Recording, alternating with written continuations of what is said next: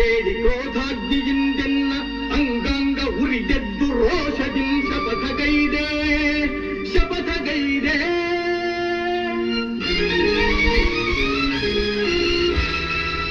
ನುಡಿದಂತೆ ನಡೆದು ಪಾರ್ಥನ ಗರ್ವವಂ ತೊಡೆದು ಸತ್ಯವೇನೆಂಬುದನ್ನು ತೋರದಿರನು ಬೆಚ್ಚದೆ ಎಣ್ಣೆದೆಯ ಕಿಚ್ಚನು ತೋರಿ ರೊಚ್ಚಿನಿಂದವನ ಕೊಚ್ಚದೆ ಬಿಡನಮ್ಮ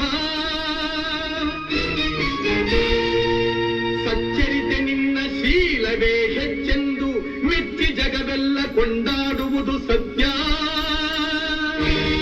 ಸತ್ಯ ಸತ್ಯ.